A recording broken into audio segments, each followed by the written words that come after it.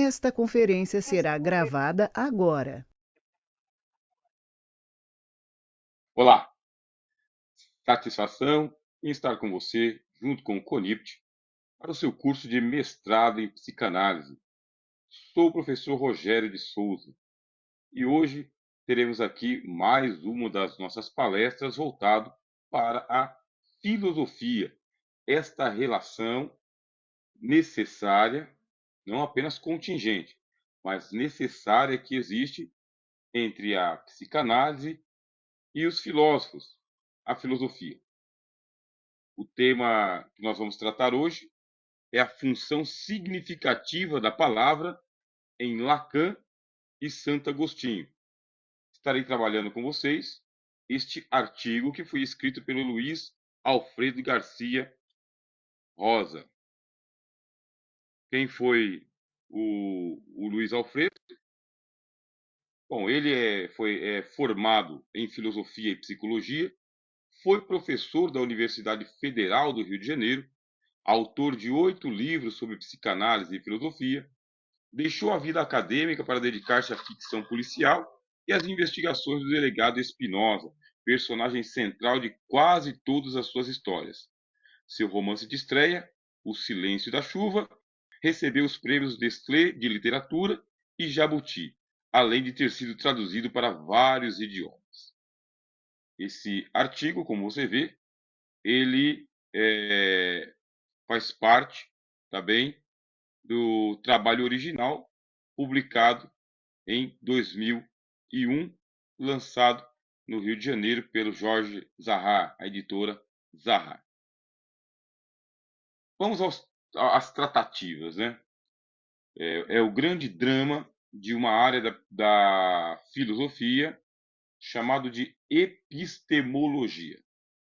Dentro da filosofia existe o problema do conhecimento. Como que nós chegamos ao conhecimento?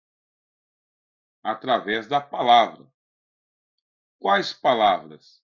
As palavras significativas, as palavras conceituais. Não é qualquer palavra, isto ou aquilo. Precisam ser as palavras com seu significado. Aí a filosofia, ela trabalha a questão do conhecimento.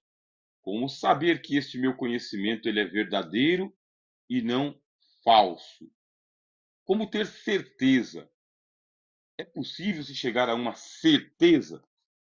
Pensa na metáfora do arco e flecha e o alvo. Atiro a flecha em direção ao centro do alvo.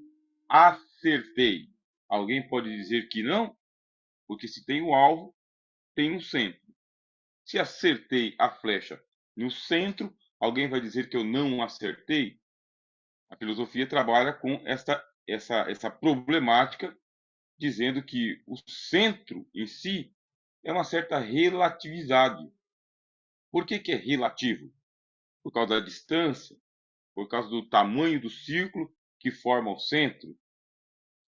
Enfim, a filosofia problematiza todas as coisas, inclusive problematizou o conhecimento. E nessa problematização do conhecimento, nós vamos encontrar a figura de Santo Agostinho. Santo Agostinho, bispo de Hipona, uma imagem dentro do cristianismo católico. Ele trabalhou com este conhecimento também, como você vê aqui. Antes de chegar ao cristianismo, ele passou pelo neoplatonismo, pelo maniqueísmo, era mestre de retórica, vivia naquela sociedade romana da antiguidade, não era cristão a princípio, embora que a mãe dele era cristã. Inclusive, ele se aproximou do cristianismo para poder rebater Santo Ambrósio. Santo Ambrósio era o grande bispo da época, e Santo Agostinho considerava que o cristianismo era uma superstição. E para rebater Santo Ambrósio, passou a frequentar justamente os cultos aonde Ambrósio pregava. Ele ficou impressionado por causa da metodologia que Ambrósio utilizava, justamente o método alegórico, que é o método oriundo do platonismo. Santo Ambrósio utilizava da alegoria para fazer a interpretação do Antigo Testamento à realidade de então. Isso encantou os ouvidos de Santo Agostinho, que acabou se convertendo à fé cristã. Assim que ele se converteu, passou em revista todo o conhecimento teológico cristão que havia até a época e também filosófico. Produziu centenas e centenas de obras, todas elas em defesa da fé cristã e em ataque às filosofias pagãs, aquelas que eram contrárias à fé cristã. Escreveu muita coisa contra os hereges, contra as heresias. Foi um defensor da fé católica e tornou-se o grande ícone que é até hoje. Santo Agostinho, ele trouxe para a fé cristã o seu neoplatonismo. Em parte também trouxe um pouco da sua visão maniqueísta. Mas tudo isso veio convertido para a fé cristã. Aí chega a dualidade, porque o maniqueísmo ele é dualista. Ele trabalha com o bem e o mal como sendo duas forças que coexistem, se chocam e se expulsam. Se chocam e se expulsam. Se atraem e se expulsam. Agora, o Santo Agostinho traz isso para a fé cristã, encontra os escritos dos apóstolos, encontra as homílias com base em um Novo Testamento e encontra o dualismo corpo e alma. De acordo com o platonismo, o corpo é uma prisão para a alma. A alma é pré-existente. Assim, a alma habita um corpo que lhe limita em todas as suas faculdades. O Platão, Orígenes trabalha com isso também. Platão diz que no princípio de tudo, lá na arqué, lá no começo de tudo, as almas têm uma pré-existência junto com o cosmo que seria eterno. Eles não sabem muito bem, mas parece que o mundo tem uma substância eterna que deu origem a todas as coisas. E este mundo, o Platão chama de mundo das ideias, mundo dos ídolos, das imagens. Mas não é o mundo do múltiplo, do 2, do 3, do 4, do 1000. Lá no mundo das ideias, só existe, por exemplo, um cavalo, só existe uma árvore, só existe uma alma. E deste é que vem toda a unidade e a universidade no mundo das ideias. Aí diz o mito das almas que houve uma rebelião no mundo das ideias. Como que foi essa rebelião? As almas começaram a ficar inconformadas em serem uma só alma, participarem de uma só realidade. Elas queriam a multiplicidade, ou seja, elas não queriam só a universidade, elas queriam a diversidade. Nesta rebelião das almas, aquelas que pecaram contra o mundo original caíram do seu eon, caíram do seu status, caíram do seu mundo para mundos inferiores até chegar ao mundo do soma. O mundo do soma é o mundo do corpo, é o mundo corpóreo. Assim foi providenciado que as almas passassem pela vida corpórea, pela vida somática, sem ter as grandes habilidades da alma, até que fossem iluminadas a retornarem ao mundo original, através de sucessivas reencarnações e, consequentemente, transmigrações de um plano para o outro até voltar ao mundo original. Ok, isso é o que eu encontrei na internet sobre inserir uma só alma participarem de uma só. Até a internet quer participar da nossa aula. Já baixei o volume. Voltando aqui, né, retomando aqui. Assim, o Platão ele propôs isso, obviamente que eu resumi as grandes obras de Platão para chegar a esse ponto. O corpo é uma prisão para a alma. A alma, ela é transcendente ao corpo, e o corpo ele é imanente ao mundo. Quando vai para o maniqueísmo, o corpo é considerado mal. É o corpo que faz o homem pecar. E é necessário se praticar um ascetismo, um castigo ao corpo. Tudo isso Santo Agostinho trouxe também para o seu catolicismo, para o seu cristianismo. E agora ele está nessa dualidade. Agostinho vai desenvolver uma interessante teoria segundo o corpo sofre a ação da alma, mas não é capaz de, por sua vez, agir sobre ela. É mantida aqui a transcendência da alma acima do corpo. A alma começa a catequizar o corpo, começa a ensinar o corpo. Mas o corpo, ele resiste à alma. O corpo não consegue contaminar a alma, mas a alma consegue purificar o corpo. Estamos na dualidade. Quer dizer que o bem começa a vencer o mal dentro desta visão. Resumidamente, a teoria agostiniana do conhecimento sensível pode ser colocada nos seguintes termos: os objetos exteriores exercem uma ação contínua sobre o corpo e este é impressionado por eles, sem que, no entanto, a alma seja afetada. Por que conhecimento sensível? Ainda voltando para Platão, nós vivemos num mundo que é uma prisão.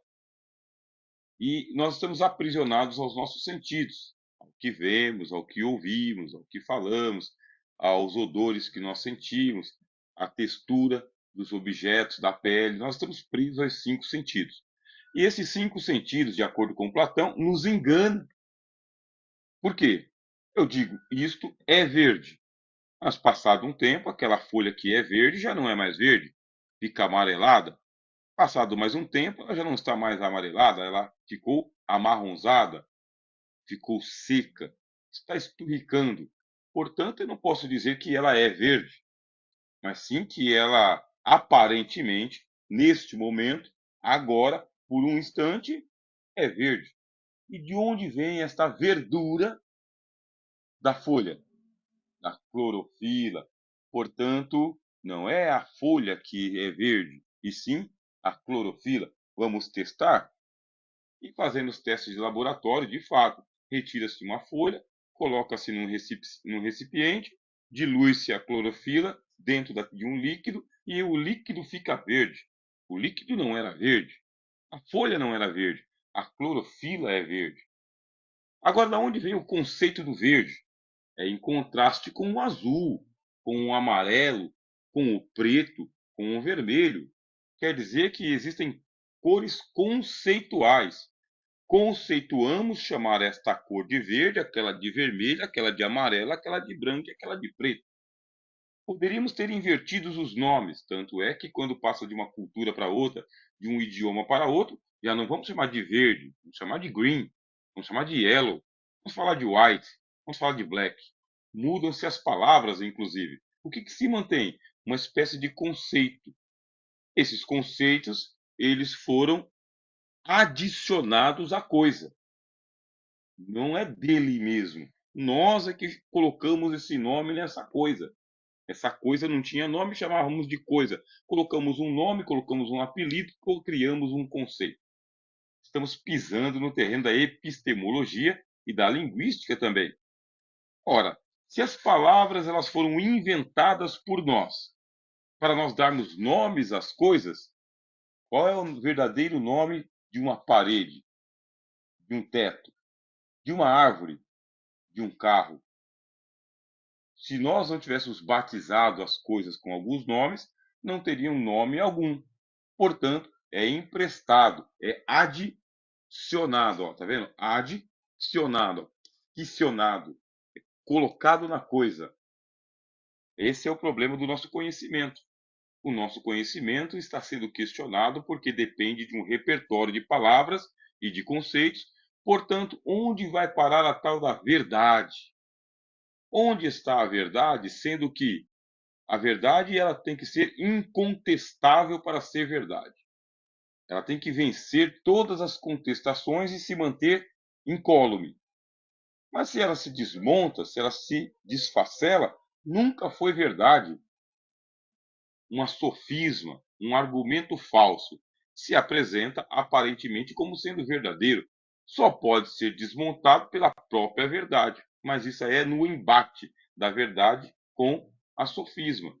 Se não tiver alguém com a verdade, a sofisma prevalece e se passa por verdade. Na relação com o mundo, voltando aqui para o Santo Agostinho, na relação com o mundo apenas o corpo é afetado. A alma, que seria o equivalente a esta verdade incontestável, ela está numa hierarquia superior. E por que a alma está numa hierarquia superior?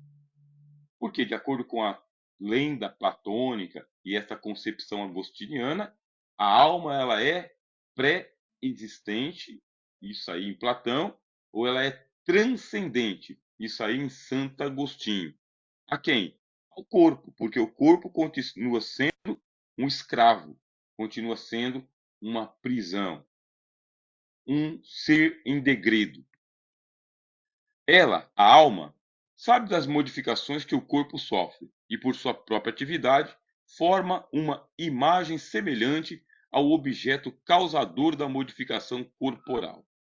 A sensação não é, pois, efeito de uma ação que o mundo sensível exerce sobre a alma, mas a ação da própria alma em consonância com o corpo. Neste sentido, não há paixões da alma, mas apenas paixões do corpo. A alma é ação, pelo menos no que diz respeito à sua relação com o mundo sensível. Volte aqui. O Agostinho está convicto de que a alma é superior ao corpo, assim como a verdade é superior ao sofismo. E por quê? Porque a alma participa do mundo original, diferente do mundo sensível. No mundo sensível, tudo é mutável, tudo é relacional, tudo é relativo. No mundo das ideias, no mundo original, lá não, lá a verdade é incontestável, não existe essa contestação. Porque não é o mundo sensível, é o mundo das ideias, do ideal, do idealismo, aonde a imagem é o que é e não o que ela aparenta ser. O que é que afeta tanto o nosso conhecimento aqui? É justamente que o corpo ele é tomado pelas suas passionalidades. Você deve estar lembrado lá na nossa primeira palestra, quando este curso começou, que nós falamos de Arthur Schopenhauer, que escreveu seu livro O Mundo como Representação e Vontade. O mundo é do jeito que é porque nós queremos que ele seja do jeito que ele está. Quando nós queremos que o mundo seja modificado, nós o modificamos.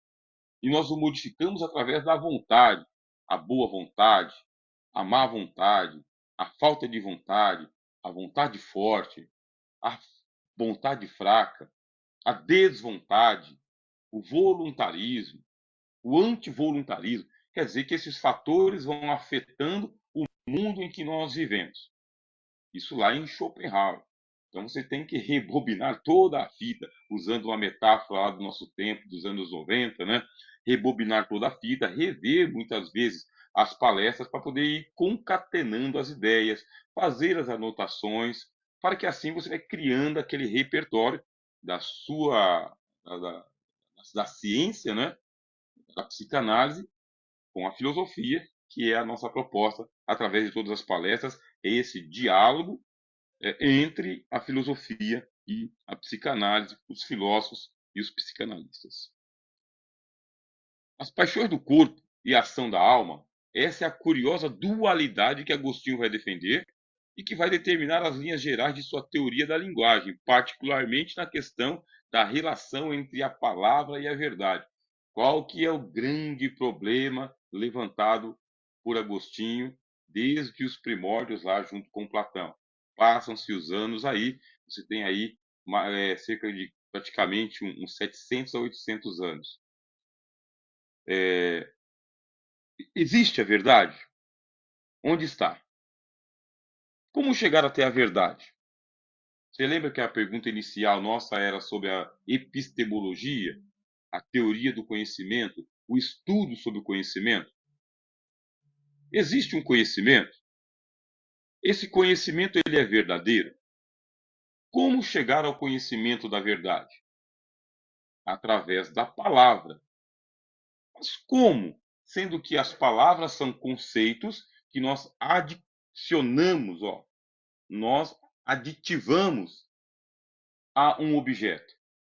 Nós que colocamos o açúcar do café e por isso dizemos, está doce. O café por si só, ao paladar, é amargo. Mas todo café é amargo? Ele é amargo para todo mundo? Nós adicionamos o açúcar. E se não for o açúcar, qualquer outro tipo de adoçante. Aí nós modificamos o amargo em doce.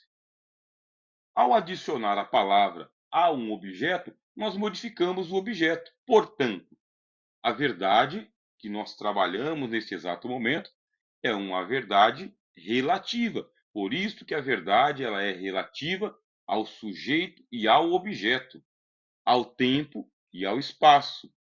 Depende das circunstâncias. Lembra do que eu acabei de falar sobre a folha verde, amarelada, marrom, seca, esturricada, clorofila, líquido? Todos esses objetos sofrem uma ação por um aditivo. E quem é que adicionou? O sujeito. Nós que estamos em busca do conhecimento. Qual conhecimento? O conhecimento da verdade. Onde foi parar a verdade? Essa questão é abordada num escrito datado de 389, 89, o De Magistro, cuja primeira parte tem por título Diálogo sobre a significação da palavra, a qual, segundo Lacan, antecipa em 1,5 milênio o que de mais agudo há no pensamento moderno sobre a linguagem.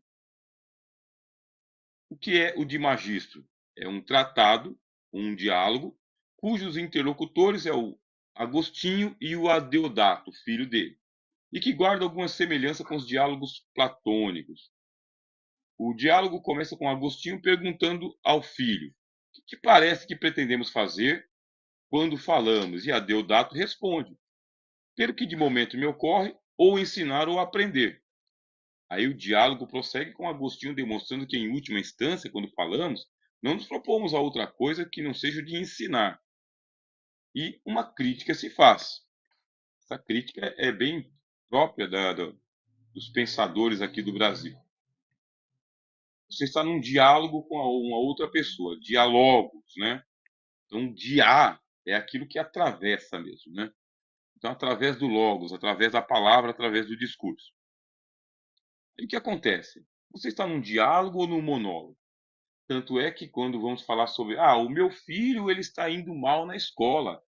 Me chegou o boletim de notas aqui, o menino não está indo bem. Recebi uma convocação, terei que ir na escola para poder saber o que está acontecendo. E a outra pessoa que está dialogando com você, ela pega e fala: o meu filho também, a minha filha também. Será que ela estava ouvindo o que você estava falando? Que interesse tem para ela o seu filho? Interessa para ela o filho dela. E assim, você fala de um assunto, a pessoa fala de outro assunto. Nós chamamos isso de diálogo, mas não é o diálogo filosófico. Lendo os diálogos platônicos, o assunto é de um para todos.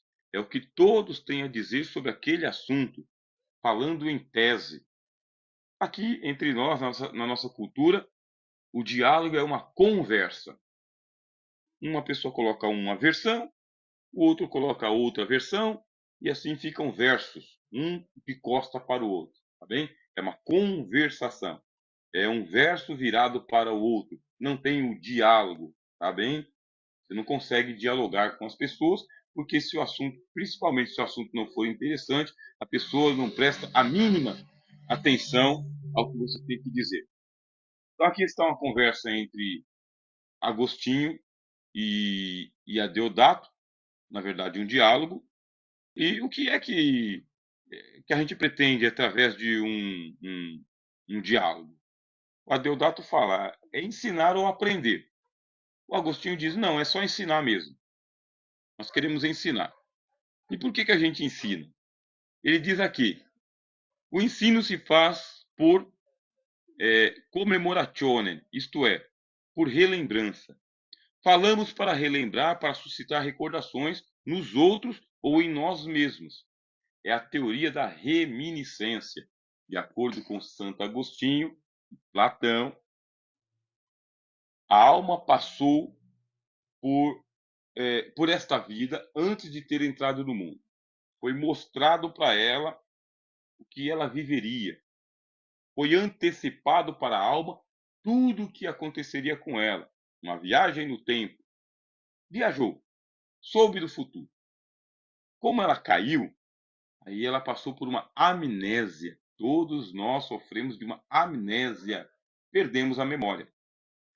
Vez por outra, quando a gente começa então ao desenvolvimento da nossa linguagem, da nossa personalidade, da nossa vida no mundo, o que fazemos é rememorar as palavras que nós já conhecíamos no mundo original, antes de termos chegado a este plano. Tudo isso aqui não passa de uma recordação, uma rememoração. E o Sócrates também trabalhava com isso. Sócrates dizia que conhecer é recordar. Ponto. É impossível você conhecer alguma coisa originalmente. Você só pode reconhecer. Por quê? Porque você já tem um conhecimento reminiscente dentro da sua consciência. Já percebeu que nós estamos trabalhando já com a teoria psicanalítica do id, justamente. O id, ele já traz a memória do coletivo, a memória da raça. Está tudo trabalhado ali ou programado através das suas três pulsões, que é a teoria de Freud. As três pulsões são memórias genéticas, memória de raça, memória de cada um de nós e memória de todos nós. As palavras são signos, e estes signos não nos remetem diretamente às coisas. Como eu estava dizendo para você, aí eu pego aqui o celular. Bom, o celular não remete à coisa. O que é? Por que é chamado de telefone celular? Então faz parte de uma célula. Uma célula de quê? De comunicações. Que tipo de comunicação? Através do telemóvel.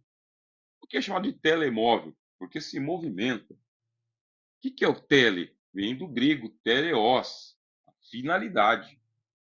Então, está voltado justamente para essa ideia de que um celular tem uma finalidade de me fazer comunicar com as pessoas enquanto eu me movimento pelo mundo. Não é um telefone fixo, ele é um telefone móvel. E o nome de metafórico é celular. É uma célula do sistema de comunicação telefônica. Olha só que embaralho que deu esse monte de palavras, né? É um palavrório. Então as palavras elas não nos remetem diretamente à coisa, mas a outros signos. Você precisa de um repertório para poder recriar o caminho, formando um sistema fechado no qual a significação, em vez de se fazer pela articulação do signo coisa, faz-se pela articulação do signo signo. Tenho que colar uma palavrinha na outra.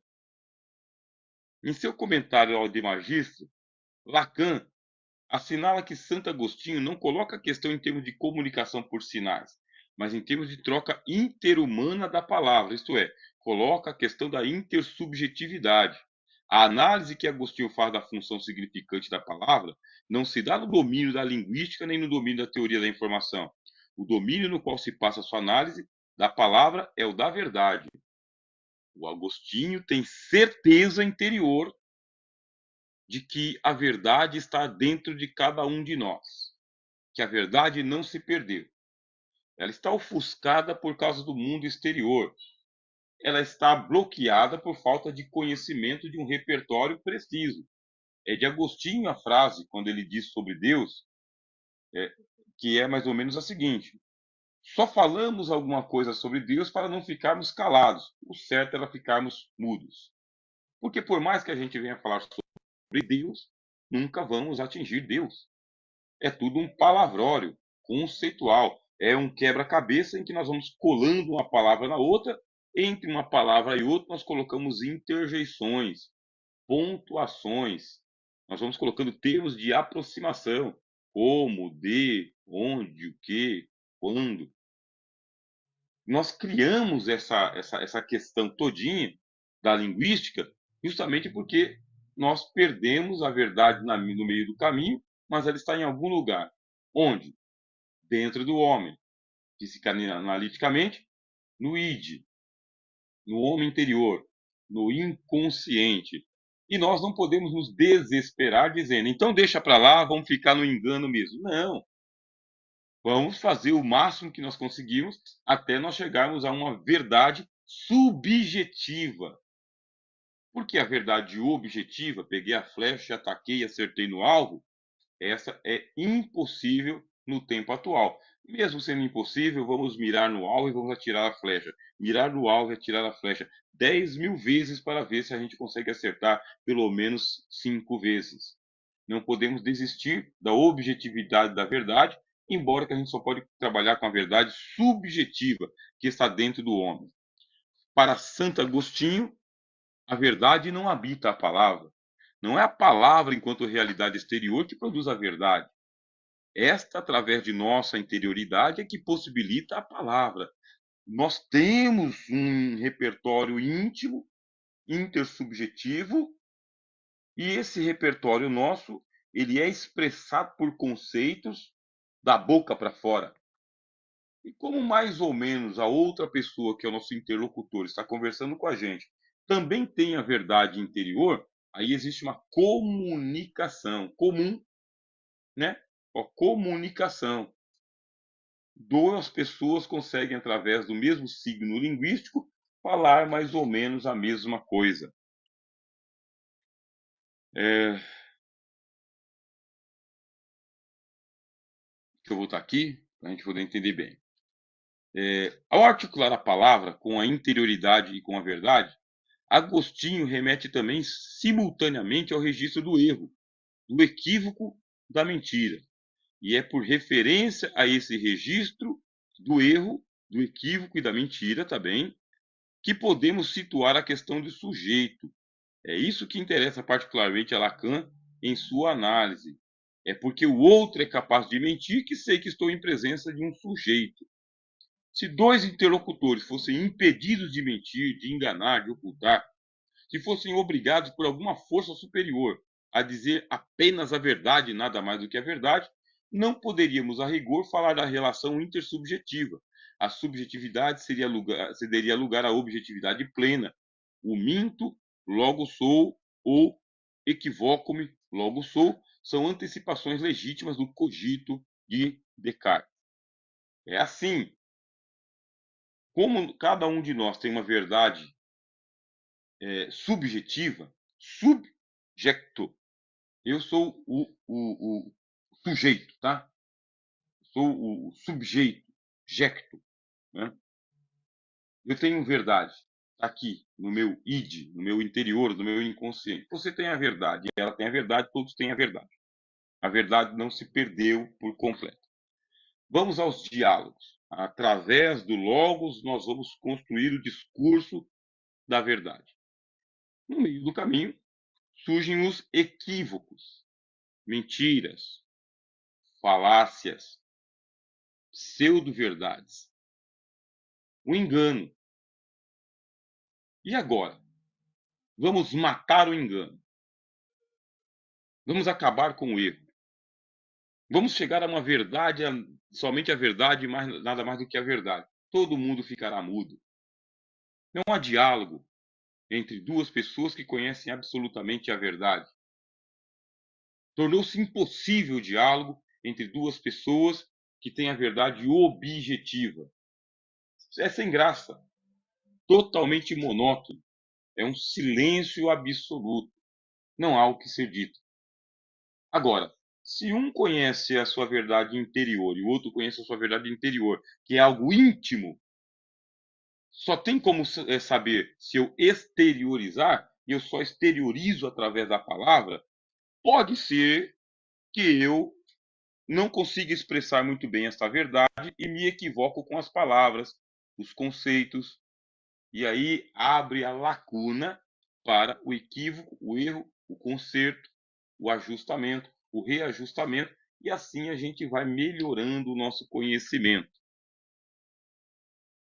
A dialética agostiniana orienta-nos em direção ao mestre interior da verdade. Não se desespere em não ter chegado ao conhecimento pleno da verdade. Para Agostinho, a verdade ou já a possuímos, ou se não a possuímos, não podemos adquiri-la pelas palavras ou pela experiência do mundo externo. O apóstolo Paulo, né, apóstolo de Cristo, ele tem uma frase bem próxima disso quando ele diz assim: nada podemos contra a verdade senão pela verdade. O Evangelho de Jesus diz assim: por que a minha palavra não penetra em vós? Isso ele falando aos seus adversários, que eram os fariseus, os judeus na época. Por que a minha palavra não permanece, não penetra em vós? Porque não sois das minhas ovelhas. Se fosseis das minhas ovelhas, ouviríeis a minha voz. Mas agora não sois das minhas ovelhas. E no transcorrer do discurso, Jesus disse: vós tendes por pai ao diabo, porque é mentiroso e pai da mentira. Quando profere mentira, fala do que lhe é próprio. Quer dizer, vamos nós para um discurso, para um diálogo, para um debate. Estou conversando com você, você está conversando comigo. Em algum momento nós nos chocamos. A palavra de um não ressoa no ouvido do outro. As duas verdades se entrechocaram, ou então a verdade de um foi muito mais poderosa que a verdade do outro, e agora tem um puxamento de freio. Já já nós vamos trabalhar aqui com os três conceitos, entre eles do recalcamento. Já já. Então,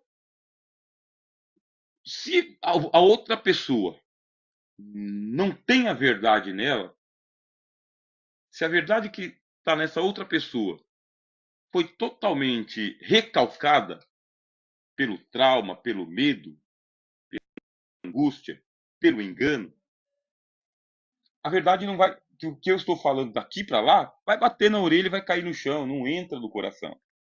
A tese agostiniana é essa. A verdade é um reconhecimento. Nesse reconhecimento, a outra pessoa só vai me ouvir enquanto lhe for aprazível, porque o meu interior está comunicando com o interior dela e vice-versa. Não dá para colocar uma verdade minha no seu coração e nem uma verdade sua no meu coração, se não for a mesma verdade que já estiver tanto no seu quanto no meu coração. Ponto. Portanto, se compreendemos o que se exprime pelos signos da linguagem, é graças a algo exterior aos próprios signos e exterior à própria linguagem. É esse além-linguagem. Poderíamos pensá-lo de duas maneiras. Ou ele se daria pela apresentação repetida do objeto, ou ele não é dado porque nós já o possuímos como uma verdade interior. Santo Agostinho descarta a primeira hipótese por considerá-la insustentável. Se no lugar de uma palavra apontarmos com o dedo ao objeto, não teremos com isso resolvido o problema da significação. Ah, todo mundo conhece a verdade. Tá bom, eu aponto o dedo naquela direção. Estou apontando aqui, ó, o dedo nessa direção. Que verdade você está aprendendo?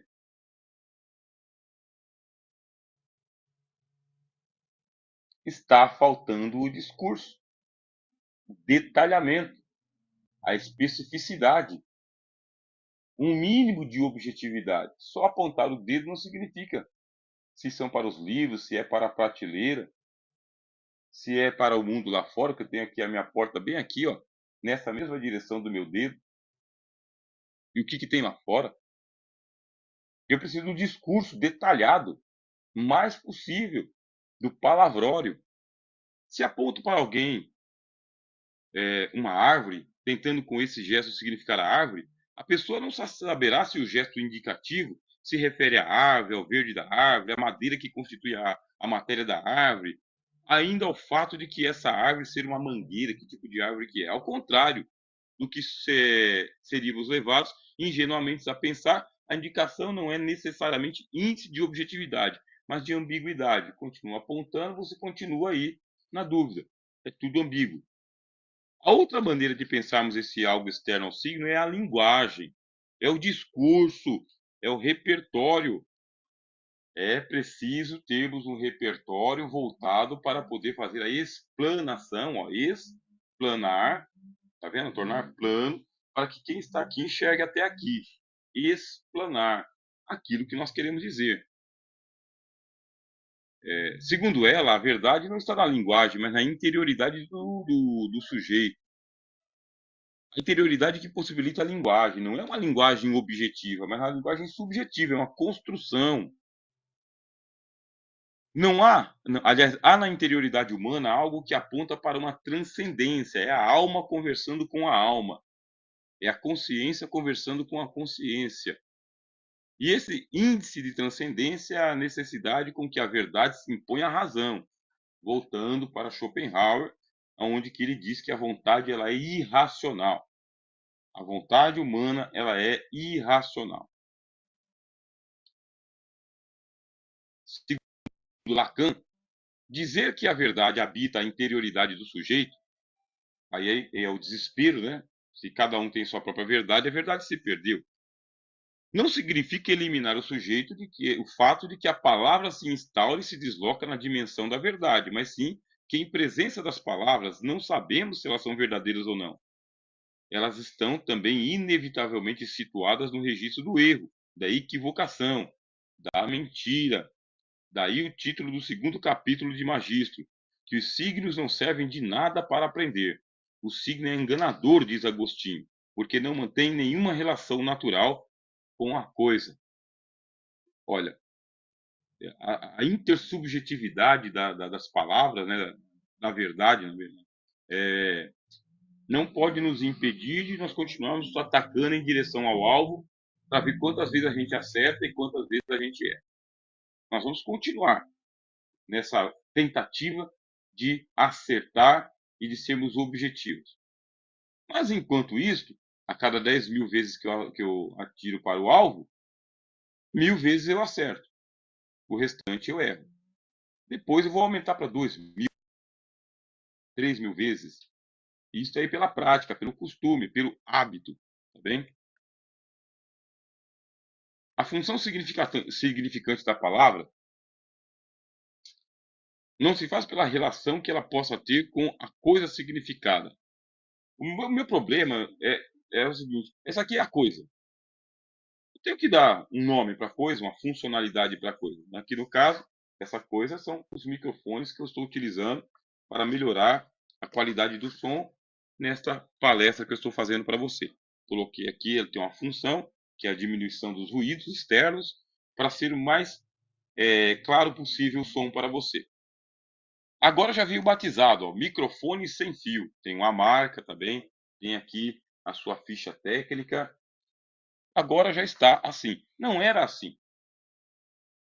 Tudo isso foi criado desde o fabricante até o consumidor, passando pelo vendedor. Tudo isso foi criado posteriormente ao objeto. Não veio junto com o objeto. É emprestado. Foi prestado colocado para prestar. Percebeu? Então o que acontece? Não está no objeto. A verdade não está no objeto. É emprestada ao objeto pelo sujeito, no caso, nós. Ela inscreve no plano do real esse outro plano que chamamos aqui de plano simbólico. Simboliza. Não é a coisa em si. Tomados um a um, a relação do significante e do significado é inteiramente arbitrário. Somos nós que chamamos esta coisa aqui de fio. Ó, é um fio. É um fio que conecta uma tomada a um aparelho. É um cabo. É um cabo de conexão. É um cabo de conexão de celular entre uma tomada e um aparelho. É um cabo de transmissão de dados. Olha, outros e outros nomes. Dependendo da situação, alguma coisa a mais pode ser feita com este cabo. Portanto, tudo não é por causa do objeto em si, mas do significado que nós emprestamos ao objeto para que possamos construir um repertório. Tudo isso é arbitrário. Quer dizer, então, que pode ser modificado a qualquer momento. O que podemos fazer com a linguagem é proceder a retificações sucessivas do discurso com base em sua consistência interna. Retificar, deixar reto. Vamos esticar a corda. Por que eu tenho que retificar? Porque não está reto, não está claro. Não está claro para todo mundo. Não está claro agora. Essa seria uma maneira de diminuir o grau da equivocação nele presente de forma necessária. Assim, se chama essa mesa de cadeira, vou chamar essa mesa de cadeira. Aqui eu estou na minha mesa. Aí eu vou chamar essa mesa aqui de cadeira. Ponto. Aí eu passo a dizer que eu escrevi durante o dia todo sobre a cadeira. Perdeu o sentido. Guardei alguns objetos nas gavetas da cadeira. Não tem sentido. Meu abajur se encontra sobre a cadeira. Não tem sentido. Acaba ficando evidente que sob o nome cadeira é da mesa que eu estou falando.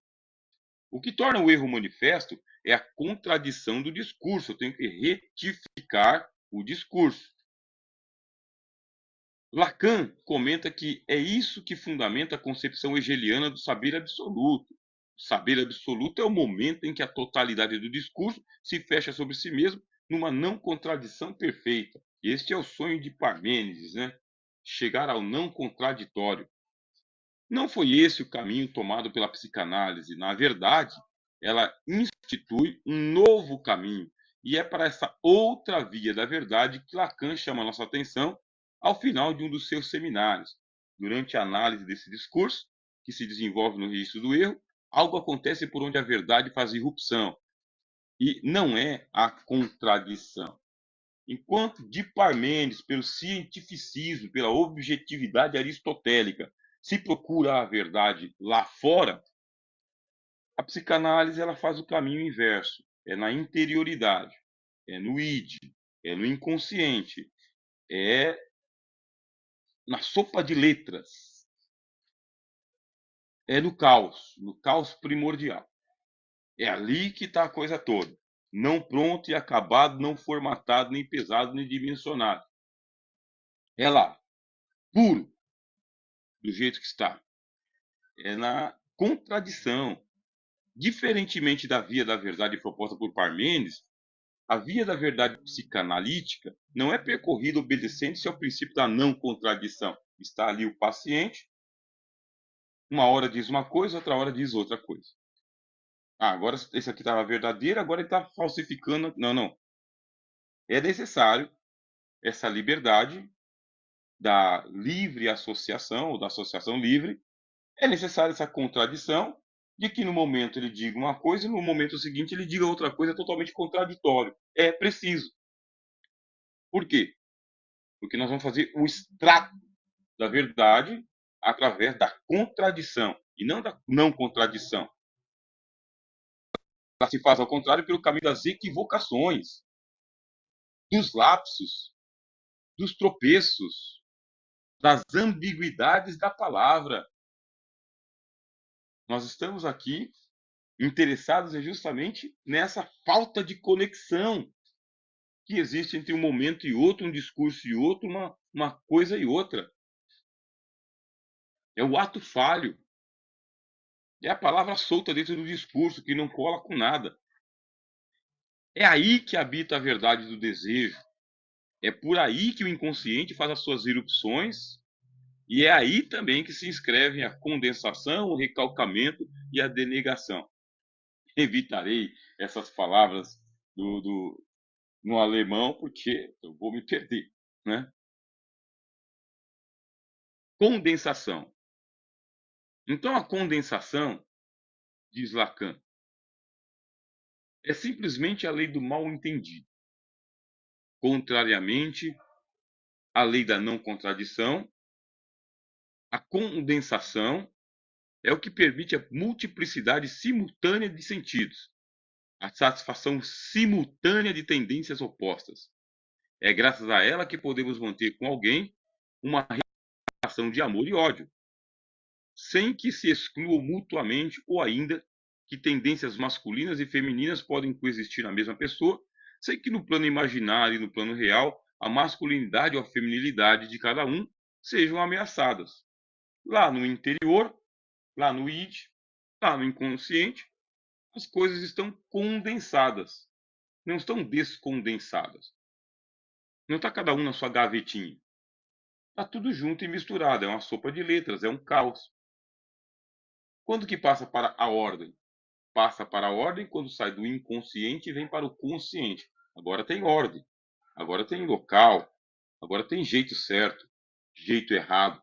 É aqui no mundo externo, é no mundo para os outros, é no mundo com os outros. No inconsciente, não, está tudo combinado. As dualidades, as contradições,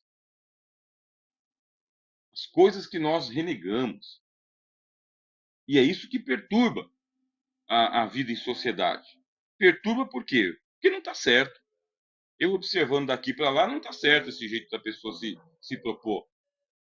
Mas por que não está certo? Porque nós formatamos, Schopenhauer, nós formatamos o mundo de acordo com a nossa verdade, com a nossa vontade. E já que está tão formatadinho assim o mundo, tão prontinho o mundo, tão verdadeiro, né, o mundo, aí vem o fenômeno do recalcamento.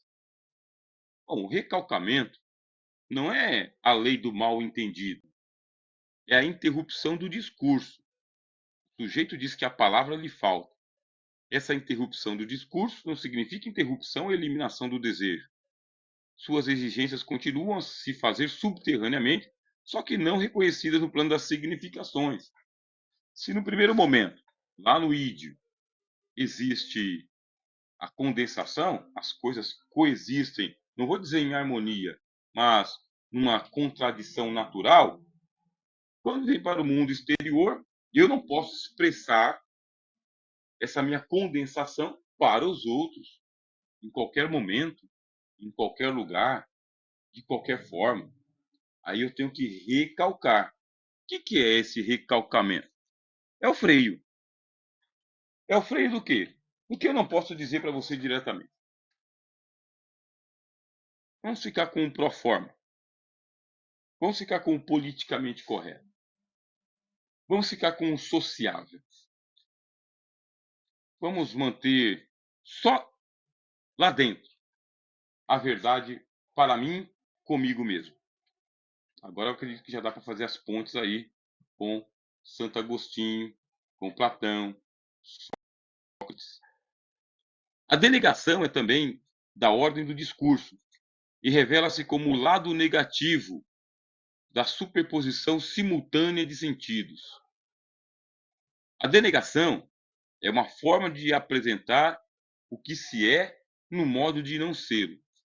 Não pense o Senhor que eu quero ofendê-lo, mas a denegação está sob a ação direta do princípio da realidade e concerne ao que somos capazes de fazer vir à tona por uma via articulada. Você pega aqui a condensação, o recalcamento e a denegação, eu quero dizer para você que é uma divisão didática, tá? No id, no inconsciente, está tudo junto. Condensação, recalcamento e denegação. Passou para o mundo do discurso. Isso é isso, isso é isso e isso é isso. Isso não é aquilo, aquilo não é isso. No mundo do discurso. Essa denegação é que eu vou te dizer umas coisas, mas eu vou falar em tese. Não é para você. Não é com você. O meu problema não é com você. Em tese, lá no mundo de Nárnia, sabe? Lá na República da Indochina, e eu, através de um discurso em que eu negue que é contra você pessoalmente, eu falo tudo que eu quero falar, negando. Porque eu nem deveria estar falando, não é da minha conta, eu não tenho nada a ver com a sua vida, a gente nem é amigo, mas é o seguinte. Então eu crio todo um diálogo, crio todo um discurso em volta para dizer o que eu quero dizer sem dizer o que eu preciso dizer. É por percorrer os caminhos da condensação, recalcamento e denegação, é como uma metáfora do caminho, que a psicanálise tem como regra fundamental a associação livre, procedimento que permitirá o rastreamento de múltiplas determinações do sentido.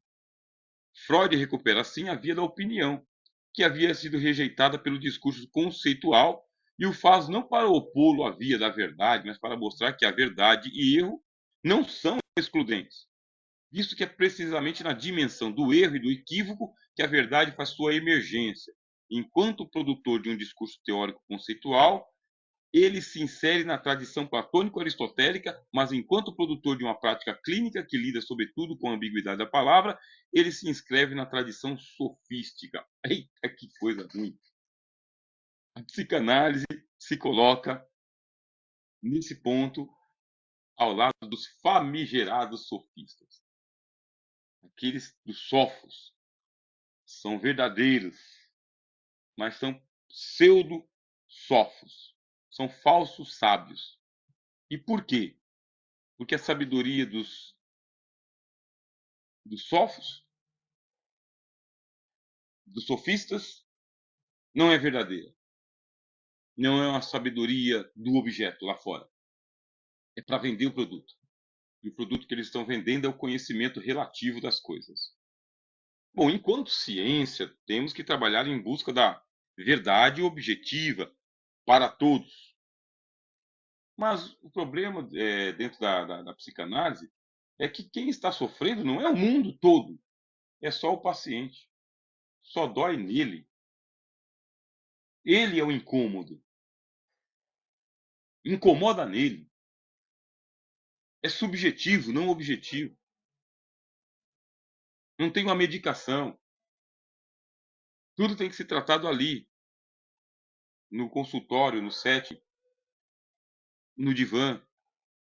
Tudo tem que ser naquele espacinho de uma criação que pode ser dialética ou não.